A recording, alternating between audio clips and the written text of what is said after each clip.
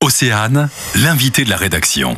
Le skipper trégorrois Hervé Lemaire est l'invité de la rédaction. Aujourd'hui, Hervé Lemaire, vous partirez en décembre pour traverser l'Atlantique à la Godille.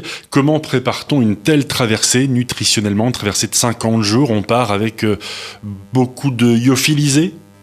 Bien sûr qu'il y a du lyophilisé, parce que le lyophilisé, ça pèse rien. Je peux avoir 50 jours de lyophilisé. Après, je peux aussi avoir du classique, qui sont du riz, des pâtes. Ne pas oublier les œufs. Les œufs, c'est très bien, ça dure très longtemps. Toujours un petit peu de frais pour la première semaine, il ne faut pas négliger ça. Et puis, il y a vraiment beaucoup de poissons, et on appelle ça les dorades coryphènes. On les attrape très facilement parce qu'elles viennent caresser le bateau, pratiquement. C'est assez incroyable. Donc vous pensez pêcher? Je pense pas, je suis sûr de pêcher. Je suis sûr de pêcher, puis c'est un poisson délicieux et de toute façon on a besoin de mastiquer. Le lyophilisé, au bout d'un moment, on a un vrai problème de mastication et il faut trouver quelque chose à mastiquer.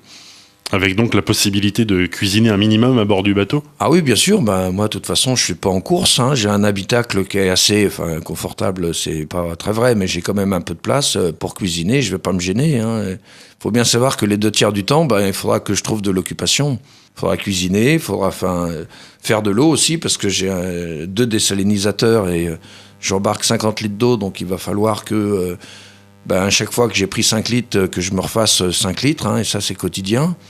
Mais évidemment, j'aurai du temps pour cuisiner. C'est pas quand on est en course. Moi, j'ai fait 2 mini transats et quand on est en course, évidemment, c'est lyophilisé parce que c'est léger, ça, voilà, et que ça se fait en 2 minutes. Mais moi, je suis pas en course. Je vais être. Mais il y a quand même une question de poids.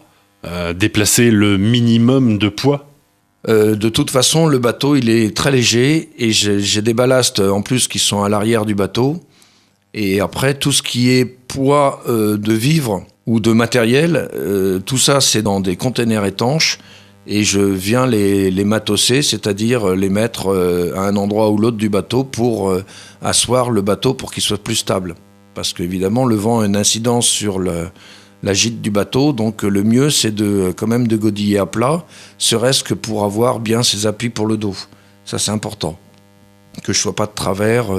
Donc j'ai des ballasts et après, tout le matériel, je le matos. Je le mets à droite ou à gauche, à tribord ou bâbord du bateau. 50 jours de traversée, ça nécessite une préparation physique particulière. Est-ce que vous pouvez nous en parler un peu? Vous êtes en plein dedans, là, j'imagine? Là, j'essaye de godiller vraiment tous les jours. Dès que je peux, je vais godiller. Puis sinon, le footing, le cardiovasculaire, c'est ce qu'il y a de mieux, de toute manière. C'est de l'endurance ou bien c'est un effort physique intense?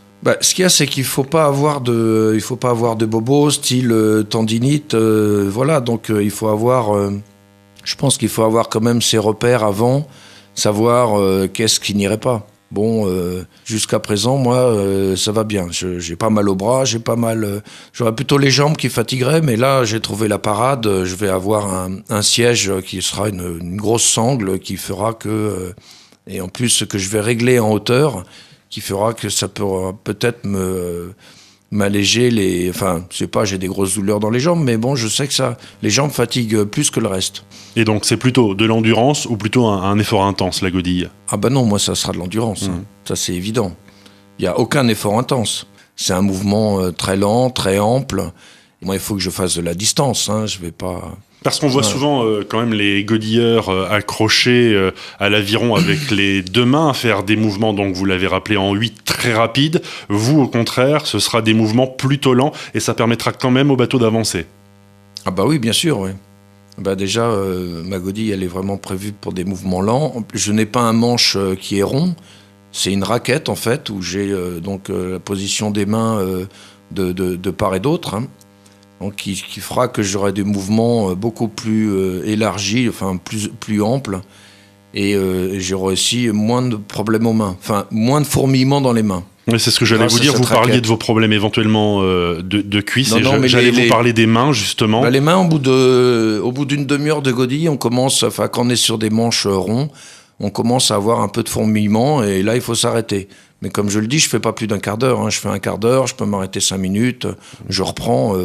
Moi, c'est peu importe. Hein. Ce qui m'importe, c'est d'arriver en Martinique. Mais au bout d'un moment, il y a aussi un risque d'usure des mains. Ah ben ça, c'est fatal. Hein. Les rameurs, c'est exactement, ils ont exactement ce même souci. Moi, Ça, c'est pas quelque chose que vous craignez? Oh ben moi, je crains pas la douleur, moi, de toute façon. Sinon, je le ferais pas. Le bateau, lui, il est fin prêt? Non, il est pas fin prêt. Là, on est là dans la dernière ligne droite. Là, tout le mois de septembre, c'est du chantier. Mais par contre, il est fin pensé, oui. Là, je sais précisément où je vais et comment je vais le faire. Mais là, on va travailler à deux tout le mois de septembre et le bateau, il sera effectivement prêt, équipé pour fin septembre. Et Vous donc, dites, je vais le faire. Vous le construisez vous-même? Ah oui, je l'ai construit moi-même. Là, j'aurais bien aimé faire la deuxième partie du chantier avec un chantier pro. Malheureusement, j'ai pas les finances nécessaires, ce qui est bien fort dommage. Donc, je continue de le faire moi. Mais j'espère bien qu'effectivement, comme je pars fin novembre, octobre-novembre, je puisse au maximum m'entraîner avec le bateau. Ça veut dire que vous avez avancé la date de départ? Je n'ai pas avancé la date de départ. La date de départ, elle est quand même fixée, ça fait maintenant plus de 6 mois. La date et le lieu de départ, ce sera à Hierro, l'île qui se trouve la plus sud-ouest des Canaries. C'est une petite île magnifique d'ailleurs. Et la date de départ devrait être vers le 15 décembre. Mais début décembre, je suis sur place. On doit faire des essais. On doit faire également, évidemment, les derniers préparatifs. Et puis, vers le 15 décembre, j'aimerais partir. Donc, départ des Canaries, arrivée à la Martinique, c'est bien ça? Voilà, départ Canaries, arrivée Martinique, au François, si c'est possible, qui est une commune où j'ai beaucoup d'amis et qui est sur le côté barrière de corail, donc côté Atlantique. Alors si les conditions le permettent, ce sera le François, et puis sinon ce sera Martinique, ce sera plutôt vers Sainte-Anne. Question de néophyte, sur le papier, c'est une ligne droite. Comment allez-vous vous diriger, savoir que vous êtes dans le bon axe, dans la bonne direction? Alors, en fait, c'est assez simple. Quand on est aux Canaries, on est encore sensible aux dépressions qui descendent quand même assez sud. Donc moi, les premiers jours, même la première semaine, je réfléchis pas, je prends plein sud pour ne pas être atteint par ces dépressions, parce que celles-là, elles peuvent être risquées pour moi. Donc moi, j'ai pas de questions à poser, je vais plein sud. Donc ça veut dire que vous n'allez pas tout droit? Ah, je vais pas tout droit. D'accord. Non. Non, je vais direction du Cap-Vert d'ailleurs. Pendant une semaine, je godille vers le Cap-Vert. Et après, je suis vraiment dans le courant alyséen qui m'amène vers l'arc antillais. Donc le seul souci, c'est un peu l'approche de la Martinique, parce qu'il peut y avoir des vents de nord-est ou de vents de sud-est. Et là, il faudra quand même... mais j'ai un routeur qui est un bon copain, qui s'appelle Gilles Darudo, et qui va faire mon routage. À propos de routeur, c'est aussi une question de sécurité. Comment se passe la sécurité à bord d'un tel bateau? Les bateaux à la rame sont, je crois, insubmersibles. Est-ce que c'est un peu la même chose pour un bateau à la godille? Alors moi, c'est totalement la même chose. Hein. Je suis totalement insubmersible. Après, j'ai un habitacle qui est fermé avec un hublot. Donc un habitacle complètement étanche, donc? Complètement étanche. Et après... derrière ça, j'ai un sas qui, lui, est au-dessus de l'eau et aussi avec une porte étanche et qui permet que j'ai toujours, avec ce système de sas, j'ai toujours une porte fermée. Mon habitacle ne risque pas d'avoir que l'eau puisse rentrer. Vous avez évoqué, pour terminer tout à l'heure, les finances. Une telle aventure, ça a un coût. Vous en êtes où dans le financement de cette aventure?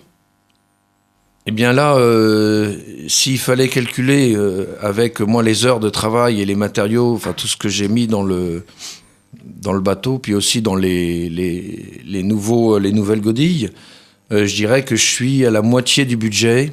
Et qu'aujourd'hui, concrètement, il me manque 25 000 euros. Mais voilà, si j'avais plus, ça serait sympa.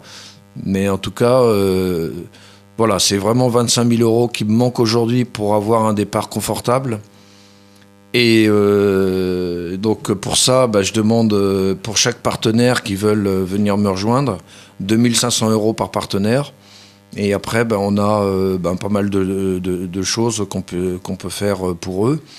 Et à savoir également que s'ils rentrent, ça s'appelle c'est le ticket d'entrée pour rentrer dans l'aventure, c'est que en cas de réussite, évidemment, comme c'est une première mondiale, pour eux, 2500 €, ça sera pas grand-chose pour que après je puisse faire la promotion de leur entreprise, voilà, et puis aussi tout ce qui peut être des événements personnalisés pour chaque entreprise qui auront pris leur ticket d'entrée. On peut vous suivre sur un site internet ou sur une page Facebook? Alors, sur la page Facebook, c'est l'Atlantique à la Godille. Et sur le site internet, c'est atlantique-godille.fr. Ouais, et on suivra cette aventure. Merci Hervé Lemaire.